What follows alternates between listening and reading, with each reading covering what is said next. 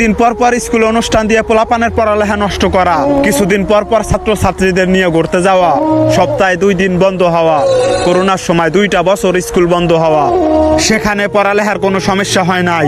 সমস্যা তো ভাই রমজান মাসে স্কুল বন্ধ হলে। হায় রে সোনার বাংলাদেশ, তোর তামসা দেখতে দেখতে জীবন শেষ। বাংলাদেশকে এখন মুসলিম দেশ না, খ্রিস্টানদের স্বীকৃতি দেওয়া উচিত। কারণ যেই দেশে 95% মুসলিম বসবাস করে, ওই দেশে ঢাকা বিশ্ববিদ্যালয় ক্যাম্পাসে ইফতারের আয়োজন করলে সেখানে ইহুদি খ্রিস্টানদের 5 দালালেরা গিয়া তাদের উপর আক্রমণ করে, অথচ ওই বিশ্ববিদ্যালয় ভারতীয়দের জাতীয় সঙ্গীত গাওয়ানো হয়। দেশ যদি চলে ইসলামের বিরুদ্ধে, সেই দেশকে মুসলিম দেশ না, খ্রিস্টান দেশ বলাটাই স্বাভাবিক।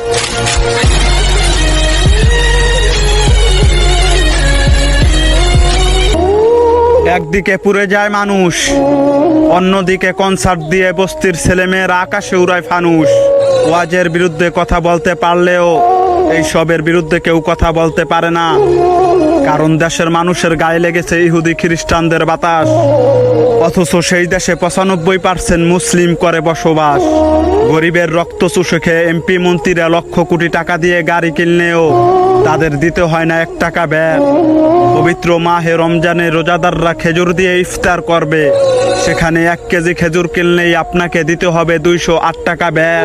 হায় রে নির্লজ্জ নিপীড়িত বেহায়া বাঙালি, তোদের দেশে মুসলিম হয়ে জন্মগ্রহণ করেও আমি ভুল করছি।